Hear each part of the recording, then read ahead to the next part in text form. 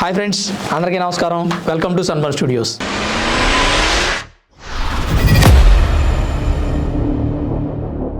ఒక రకంగా ఇది హార్ట్ బ్రేకింగ్ న్యూసే.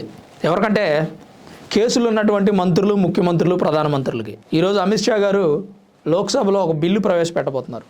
3 బిల్లులు ప్రవేశపెట్టబోతున్నారు. ఆ రెండింటి గురించి పక్కన పెట్టి ఒక బిల్లు గురించి మాట్లాడుకుందాం. ఆ బిల్లు ఏంటయ్యా అంటే, కేసులు కనుక ఉండి ఒక నెల రోజులు జైలు చేస్తే ఇక ఆ వ్యక్తికి ముఖ్యమంత్రి పదవిలో కానీ, ప్రధానమంత్రి పదవిలో కానీ, మంత్రి పదవిలో కానీ ఉండే అర్హత లేదంట. ఎగ్జాంపుల్కి ఒక మంత్రి అయ్యి ఉండి ఏదైనా కేసు అతని మీద బుక్ అయ్యి జైల్లో 30 రోజులు ఉన్నాడు. ఆ కేసుకు సంబంధించి 5 సంవత్సరాలు శిక్ష పడే అవకాశం ఉంటే, అది క్రిమినల్ కేసు అయితే, బలమైన కేసు అయితే అతనికి 31వ రోజు నుంచి ఆ మంత్రి పదవిలో ఉండటానికి అర్హత లేదు, తీసేస్తారు. అలాగే ముఖ్యమంత్రి అయినా సరే, ముఖ్యమంత్రి పదవిలో ఉండి ఏదైనా క్రిమినల్ కేసులో ఇరుక్కుంటే, ఒక నెల రోజులు జైల్లో ఉంటే, ఆ కేసులో అతనికి 5 సంవత్సరాలు శిక్ష పడే అవకాశం ఉంటే ముఖ్యమంత్రి పదవి నుంచి కూడా టెర్మినేట్ చేసేస్తారు. అలా అని రాజ్యాంగ సవరణలు చేయబోతున్నారు, చట్టంలో మార్పులు తేబోతున్నారు. ఇంకా బ్రేకింగ్ న్యూస్ ఏంటంటే, ఇప్పుడు నేను చెప్పిన ముఖ్యమంత్రి, మంత్రి పదవుల వరకు అయితే సరే, ఏదో గుడ్డులో మెల్లలాగా ఏదో రకంగా నడిచిపోద్ది అనుకోవచ్చు. కానీ జనాలు షాక్ అయ్యేలాగా ప్రధానమంత్రి పదవికి కూడా ఈ రూల్ వర్తింపజేసే విధంగా బిల్లు ప్రవేశపెట్టబోతున్నారు. ఒక రకంగా ఇది మంచి వార్తే. ఎందుకంటే రాజకీయాల్లో ఎలాంటి నేర చరిత్ర లేని వ్యక్తులు ఉంటే మంచిది, ప్రజలకు మంచి జరుగుద్ది, ప్రజలకు మేలు చేస్తారు.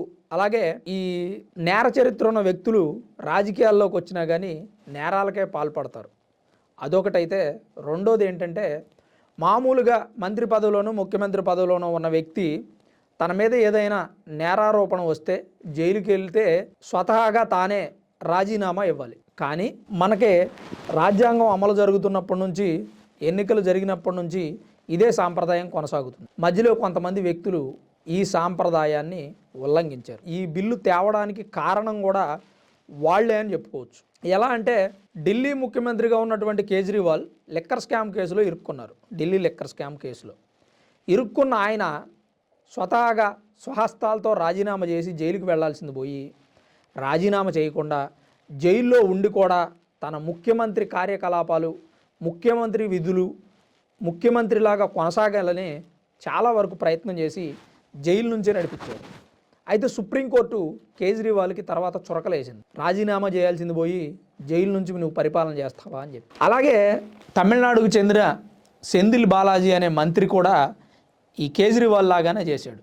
సో ఫ్యూచర్లో మళ్ళీ ఇలాంటివి జరగకుండా, అంటే మంత్రి పదవిలో ఉండి ఏదైనా క్రిమినల్ కేసు అయితే రాజీనామా చేయకుండా, అంటే రాజీనామా చేయాలని రూల్ ఏం లేదు కదా, రాజ్యాంగం ప్రకారం రాజీనామా చేయాల్సిన అవసరం లేదు. కాబట్టి వీళ్ళు ఏం చేస్తున్నారంటే, రాజీనామా చేయకుండా జైలుకి వెళ్ళి జైల్లో ఉండి వీళ్ళు బయట ఆ మంత్రి పదవికి సంబంధించినటువంటి పనులన్నీ చేసుకుంటున్నారు. ముఖ్యమంత్రి అయితే ఇప్పుడు ఇందాక నేను చెప్పినట్టు కేజ్రీవాల్ ముఖ్యమంత్రి పనులన్నీ నిర్వహించుకున్నాడు. అలాంటి పరిస్థితి రాకుండా ఈ బిల్లు ప్రవేశపెట్టబోతున్నారు. అయితే ఇప్పుడు ఈ సీఎం, పిఎం, మంత్రులతో పాటు రాష్ట్ర ముఖ్యమంత్రులకు కూడా ఈ బిల్లు వర్తిస్తుందంట. మరి నిజంగా ఒకవేళ ఈ బిల్లు లోక్సభలో పాస్ అయితే పరిస్థితి ఏంటో ఒక్కసారి ఊహించుకోండి. నేర చరిత్ర ఉన్నటువంటి మంత్రులు, ముఖ్యమంత్రుల పరిస్థితి ఏంటి, ఎమ్మెల్యేలకి, ఎంపీలకి, మరి మిగిలినటువంటి మంత్రివర్గానికి, ఇంకా దిగువ స్థాయి రాజకీయ నాయకులకి ఈ బిల్లు వర్తిస్తుందో లేదో ఇంకా క్లియర్గా తెలియదు. కానీ ప్రస్తుతానికైతే మంత్రి, ముఖ్యమంత్రి, ప్రధానమంత్రి వరకు మాత్రం రివీల్ చేయగలిగారు. అలాగే ఒక రకంగా ఇది చాలా ధైర్యవంతమైన సాహసం అని చెప్పుకోవచ్చు. అంతే కదా, ఇప్పుడు కేంద్ర ప్రభుత్వం అంటే మోదీ గారు ఇలాంటి నిర్ణయం తీసుకోవటం సాధారణమైన విషయం కాదు. కేసులు లేని వాళ్ళకంటే పెద్ద ప్రాబ్లం లేదు, కానీ కేసులు ఉన్న వాళ్ళ పరిస్థితి ఏంటి, 30-40 కేసులుండి మంత్రిగా, ముఖ్యమంత్రిగా కొనసాగుతున్న వాళ్ళ పరిస్థితి ఏంటి, వాళ్ళ గురించి ఆలోచిస్తేనే ఒక రకంగా భయం వేస్తుంది. నిజంగా ఇది మంచి పనే. కొన్నిసార్లు వేరే రకంగా దారి తీసే అవకాశం కూడా ఉంది. ఎందుకంటే ఇప్పుడు ఎవరి మీదో గిట్టలేదనుకోండి, ఏ మంత్రి అంటూనో పడలేదనుకోండి, అతని మీద ఒక నేరం మోపి జైలుకి పంపిస్తే 30 రోజులు జైల్లో ఉంటాడు. ఆ కేసులో ఒకవేళ 5 సంవత్సరాలు శిక్ష పడే అవకాశం ఉంటే అతని మంత్రి పదవికి అనర్హుడే కదా. అట్లా ఏదైనా దీన్ని మిస్యూజ్ చేసుకునే అవకాశం కూడా లేకపోలేదు. మరి కరెక్ట్గా యూజ్ చేసుకుంటే నేర చరిత్ర ఉన్నటువంటి రాజకీయ నాయకులు భారతదేశంలో ఉండరేమో. ఒకవేళ దాన్ని మిస్యూజ్ చేస్తే మరికొన్ని ప్రాబ్లమ్స్ ఎదురయ్యే అవకాశం ఉంది. ఏదేమైనా నేర చరిత్ర ఉన్న వ్యక్తులు రాజకీయాల్లోకి రాకుండా ఉండడానికి ఇది బాగా ఉపయోగపడుతుందని చెప్పుకోవచ్చు. మరి ఈ బిల్లు మీద మీ అభిప్రాయం ఏంటనేది కామెంట్ రూపంలో తప్పకుండా తెలియజేయండి. Thanks for watching this video. This is Ram signing off Sunbur studios.